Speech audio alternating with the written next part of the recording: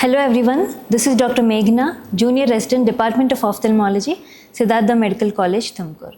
So today we are going to learn about the management of primary open angle glaucoma. And the objective of this lecture is to provide a comprehensive understanding of the investigations and treatment of primary open angle glaucoma, and the duration of this will be 20 minutes. So what are the investigations that we do for the primary open angle glaucoma? First we check the AC depth, and also we do gonioscopy to check for the angle of the anterior chamber, and also we check the pressure of the intraocular pressure of the eye using a Goldman's applanation tonometer, and also we do optic nerve head OCT, and also we measure central corneal thickness. So how do we measure the depth of the anterior chamber? It can be done in two ways. So one, we can do it on a torchlight examination, and one more sophisticated method is to do it on the slit lamp examination. The slit lamp grading for the anterior chamber depth is called as the Van Herrick's grading. So in this we do, we put a narrow vertical width on the peripheral cornea, and we compare the anterior chamber depth and the corneal slit. So when the anterior chamber depth is less than 25% of the corneal slit, we consider it as a narrow angle. What is gonioscopy? So what do we do in gonioscopy? In gonioscopy, we see the structures of the angle of the anterior chamber. There are two ways. One is indirect gonio lens and direct gonio lens. The indirect gonio lens gives the image of the opposite angle, that is a mirror image. It provides a inverted image. Here we have examples of the indirect gonio lens and direct gonio lens. The first one is direct gonio lens. Multiple examples are present. One is Kopy lens, Burkhan's lens, Swan-Jacob lens, Richardson-Schaffer lens, and Leiden's lens. The first image is of the Kopy's lens. This is Burkhan's. This is Swan-Jacob's. This is Richardson-Schaffer, and also this is Leiden's. What can we see in direct gonio lens? The direct gonio lens gives a magnified erect image of the same angle. Indirect gonio lens, as I told, it gives the mirror image of the opposite angle. So there are three types: Goldman's 2 mirror lens, Goldman's 3 mirror lens, and G's 4 mirror lens. Here you can see the images of these three lenses. So what is this device that we are seeing here? It is a tonometer. Tonometer means a device that is used to measure the intraocular pressure. The standard instrument to measure the intraocular pressure is a Goldman's applanation tonometer, because it gives the near accurate values. It is based on the Imbert fix principle, and the pressure values are given by the amount of pressure that is required to applanate the cornea using the biprism. And this is the gonioscopic image of the angle structures. When we use a direct gonio lens or an indirect gonio lens, this is how the structures of the angle will appear. This is the Schwalbe's line that we can see here. This is the anterior trabecular meshwork and the posterior trabecular meshwork. These are the two parts of the trabecular meshwork, and this is the ciliary body band, and this is the root of iris. What is this device? This device is perimetry. So with the help of this device, we can check the visual fields of the patient. It gives a graphical representation of the visual field charting. So what is the treatment? There are multiple treatment options for primary open angle glaucoma. So it can be medical therapy, organ or diode laser trabeculoplasty, and there is a newer variant of this trabeculoplasty called as selective laser trabeculoplasty, and multiple filtration surgeries.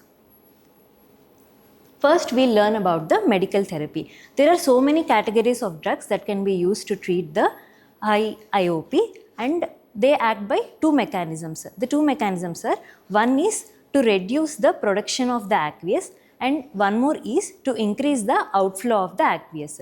We know that there are two types of aqueous outflow, the conventional and unconventional. So certain drugs act by increasing the outflow through increasing these two pathways.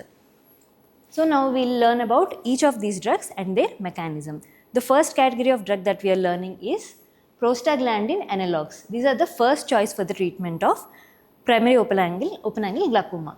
How do they act?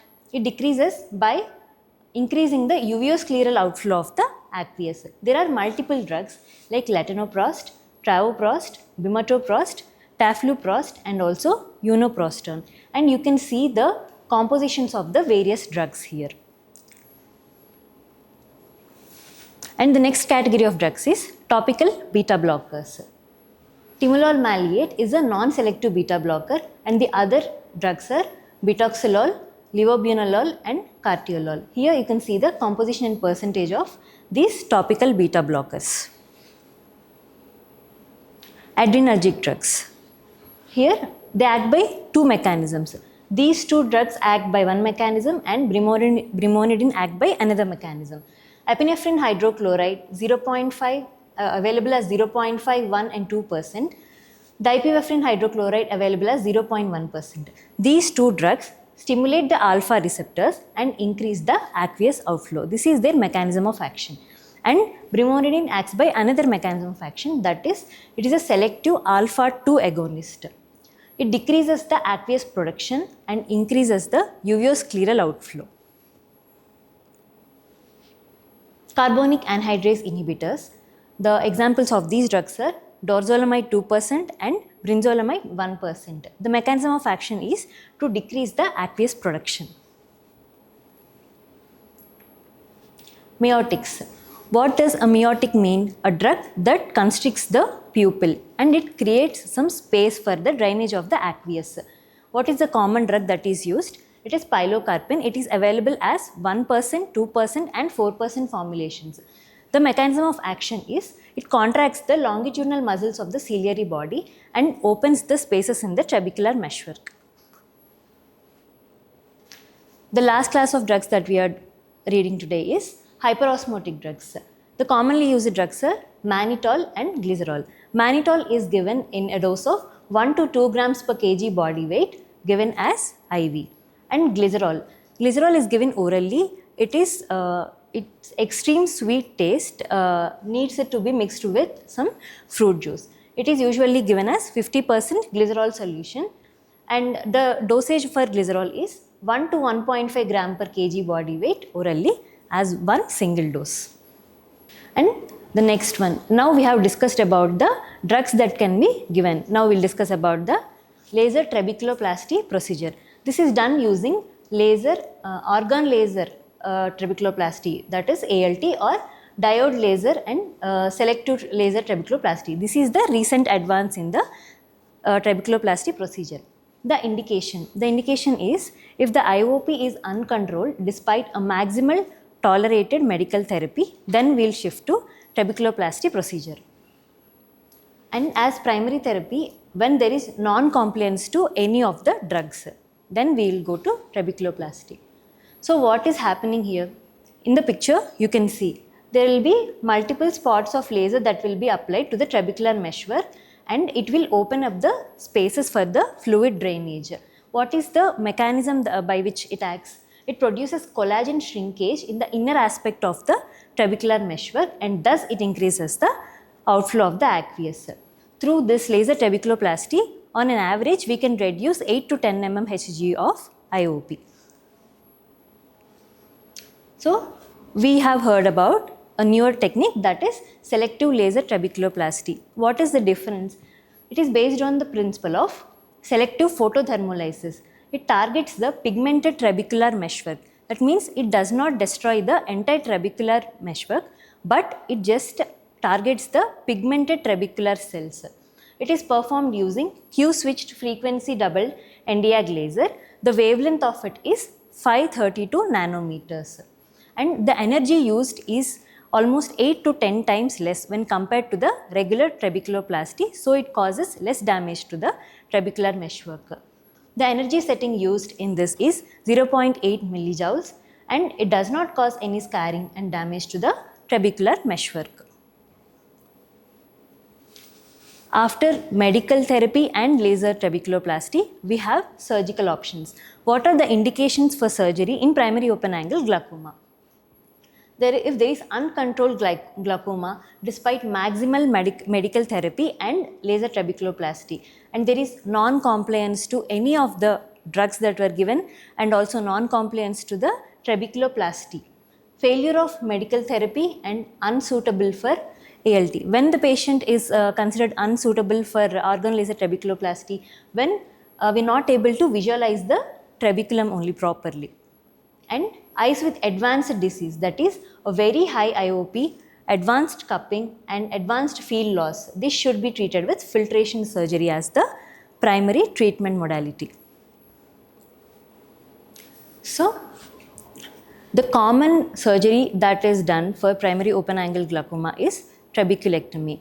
In this picture, we can see a brief understanding of what trabeculectomy does. It is creating an alternative pathway for the drainage of the aqueous, where from the anterior chamber, the aqueous will enter into a subconjunctival space, into a place called filtering bulb. Here in this picture, we can appreciate the flow of the aqueous after trabeculectomy is done. From anterior chamber, it is entering into the subconjunctival space. This is the area of the filtering bulb. There is a risk that this filtering bulb area and the conjunctiva might go into fibrosis. To prevent this risk of fibrosis, we will use topical mitomycin C 0.02% to prevent this complication.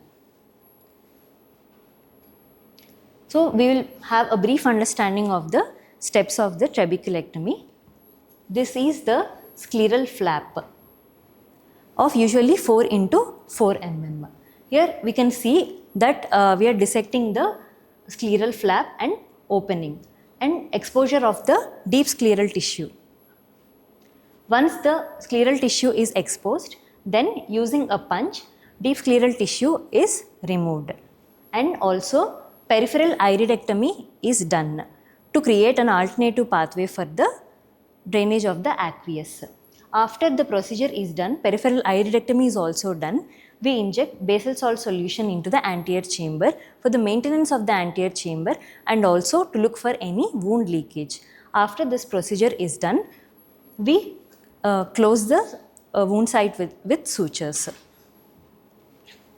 There is one more advanced technique called sutureless trabeculectomy, where we create a scleral groove 2.5 mm away from the limbus. The length of the scleral groove is 4 mm. And after this, we create a sclerocorneal tunnel and we enter into the anterior chamber using a keratome, and then we dissect the deep scleral tissue, and also the peripheral iridectomy is done at 12 o'clock position. This is one more technique of trabeculectomy. So in this lecture, we have learnt about what are all the investigations that has to be done for primary open angle glaucoma, what are the different types of the gonio lens, what is the standard instrument for the measurement of the intraocular pressure, that is Goldman's applanation tonometer, and also the medical, laser and surgical options that can be useful in the treatment of the primary open angle glaucoma. Thank you so much.